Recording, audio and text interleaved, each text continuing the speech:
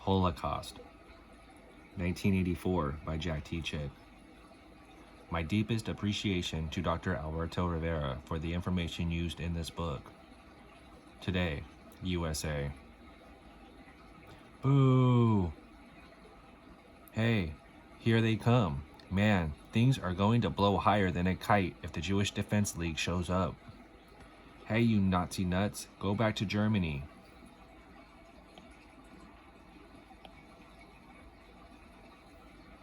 Grandfather, this isn't good for you to see. Let's go home. No. What's the problem? He was in Nazi concentration camps, Bob. Could you give us a ride home? Gulp. You filthy Christian swine. Grandpa, shh, not so loud.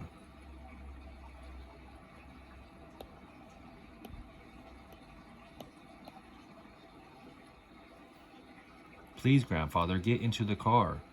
Hey, did you hear what that old guy said? Yeah, and he's looking to get his face rearranged. Please, sit in the back seat, Mr. Weiss. He called us swine. Isn't he the Jew? My mother and father, my sisters, and baby brother all destroyed, gassed, and burned in the ovens. For what? And now they are telling us it never happened. It never happened. 6 million Jewish people gone forever. Has the world gone mad? And now I see it coming again.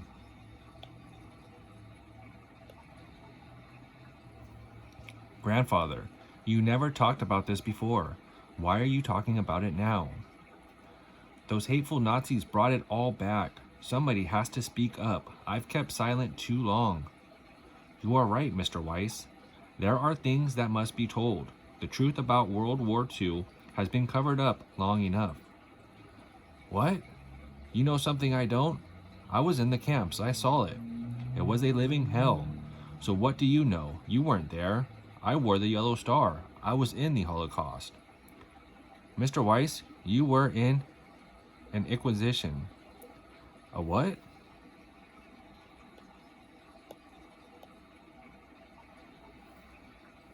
And in all probability, you will experience another Inquisition being set up right here in the USA. Are you crazy? No, Mr. Weiss, let me explain. The Inquisition in Europe was masterminded by the Jesuits. Only this time, instead of Dominican monks wearing robes, the Vatican used the Gestapo wearing Nazi uniforms. I heard rumors in the camps, but I never believed them.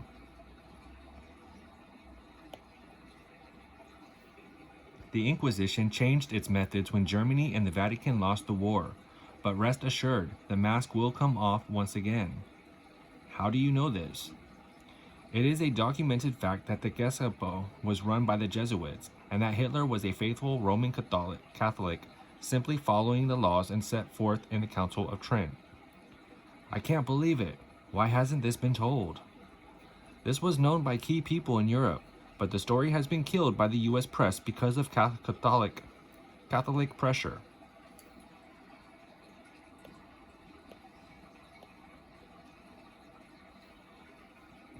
What is this Council of Trent you speak of? Pope Paul III, in 1545, set up a council to establish laws for the Roman Catholic institution to stop the spread of Protestant Christianity.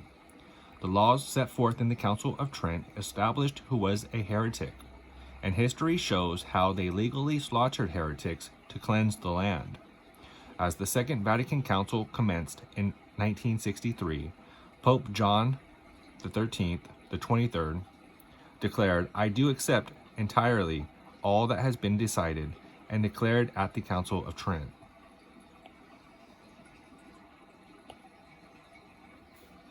According to the Council of Trent, if you say by faith that you have assurance of your salvation, you are a heretic. If you believe that you don't have to go to purgatory because Christ forgave and paid the price for your sins completely, you are a heretic.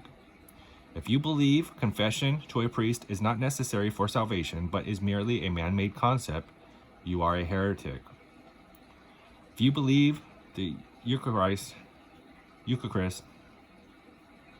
consecrated bread used in the Mass is not the true blood, body, soul, and deity of Jesus Christ, you are a heretic.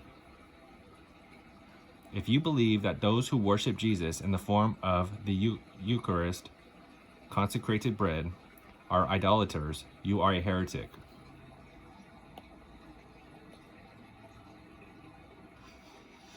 Mr. Weiss, Adolf Hitler was never excommunicated as a Catholic for his crimes against the Jews. Instead, the Vatican considered him to be a hero. Listen to what a Catholic newspaper in Spain said about Hitler the day he died. Adolf Hitler, son of the Catholic Church, died while defending Christianity. It is therefore understandable that words cannot be found to lament over his death. When so many were found to exalt his life, over his moral remains stands his victorious moral figure. With the palm of the martyr, God gives Hitler the laurels of victory. Hitler, Mussolini, and Franco were backed by the Vatican for the purpose of setting up a one-world government to usher in the millennial kingdom under Pope Pius XII.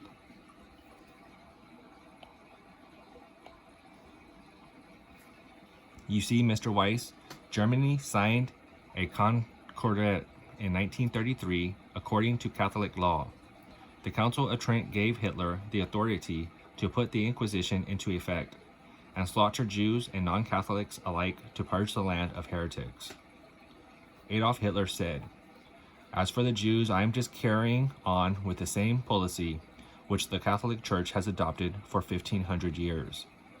When it regarded the Jews as dangerous and pushed them into ghettos, etc., because it knew what the Jews were like. As early as 1212, by papal edict, Jews were required to wear a distinctive badge, were forbidden to hold public office, etc.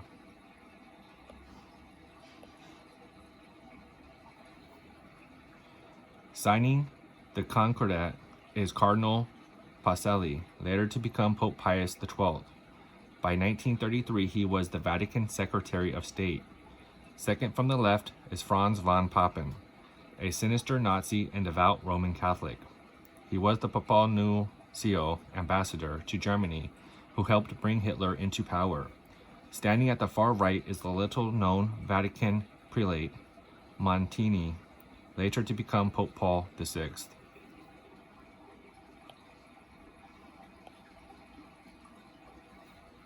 You are wrong, Bob. There can't be another Inquisition.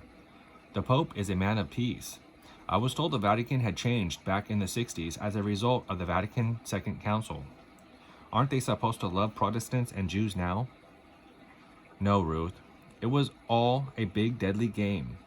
Pope John the 23rd put on a religious show and called it the Vatican Second Council. They claimed to have made tremendous changes, but it's the same system under a new coat of paint. The office of the Inquisition is still alive and well under a new name.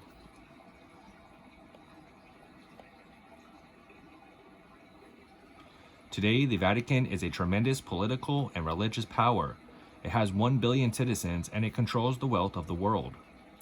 Its goals are to make America Catholic, to set up diplomatic relations, destroy our Constitution, negotiate a concordat, and work through our legal system, which would make it possible to carry out their plans to purge the U.S. of all Protestant and non-Catholic opposition. They can't do that, Bob. They are already doing it, Ruth.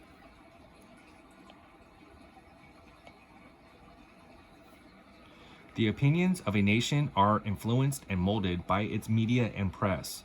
The U.S. media is very pro-Catholic. For example, even as more child-molesting priests are exposed, the Catholic Church, with the media's help, maintains that relatively few priests are involved. At the same time, Protestants that dare to speak out are portrayed as narrow-minded bigots. As a result of these pressures, pastors avoid the subject of Catholicism. The Vatican Second Council was so effective that long ago the Catholic Jesuit publication America claimed, "Today, in 1960, we have virtually ceased to be Protestant." Gasp.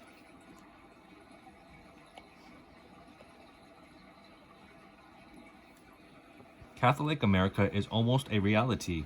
Since the time of George Washington, the Vatican has pushed to put their people in key positions.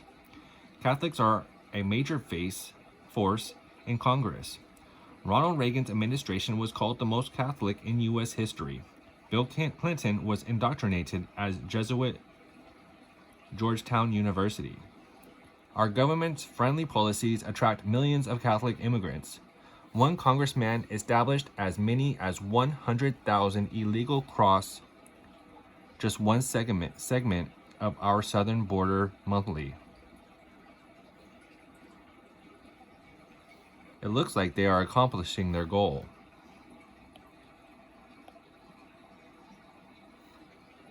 Catholic-controlled media deliberately downplayed the appointment of an American ambassador to the Vatican to prevent strong Protestant opposition. The last wall of defense to keep the U.S. from signing a concordat was removed. The signing of a concordat probably will be done in top secret without public knowledge, making Catholicism the only recognized religion in the United States. What about our Constitution?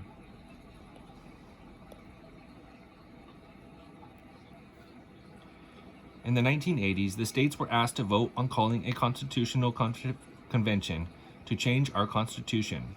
Fortunately, it failed on a close vote. If it had been called, the entire Constitution would have been open to change without a vote of the general public. The last Constitutional Convention was held in 1787. The intention was only to strengthen the articles, but they ended up scrapping the original and rewrote the entire Constitution. Fortunately, the interest of our Protestant forefathers was to strengthen our freedoms. But what would happen today?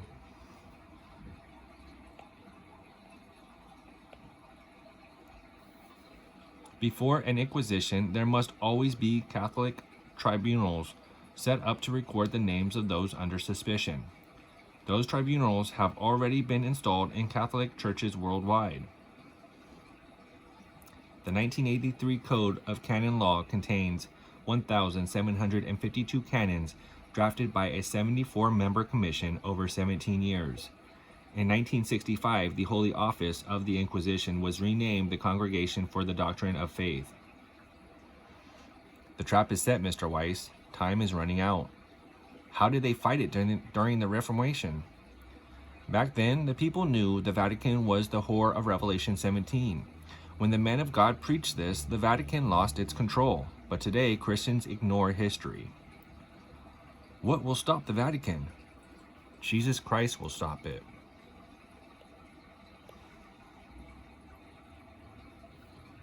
Jesus hates this false system because of her crimes against his church. Throughout history, the Vatican has murdered millions, and true Christians for their testimony and for the Word of God. It will continue to do so. The Roman Catholic institution is the whore of Revelation 17 and 18, and Jesus has promised to destroy her and all those with her. But because of his love, Jesus gives this command: Come out of her, my people, that ye be not partakers of her sins, and that ye receive not of her plagues. Like most people, Mr. Weiss, you have been led to believe that the Roman Catholic system is a Christian church. It isn't. It never has been. The Pope falsely claims to represent Christ, deceiving almost 1 billion people through a false religion.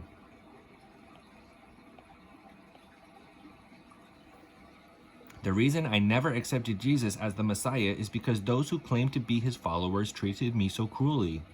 But it seems I've been wrong. Mr. Weiss, a true Christian is one who has heard the gospel, repented of his sins, and received Jesus Christ as Savior and Lord. A true Christian would never kill nor harm anyone in the name of Jesus. He realizes that Jesus came to lay down his life and raise it up again to fulfill Bible prophecy. And in obedience to the Lord, he shares the good news that Jesus is the promised Messiah.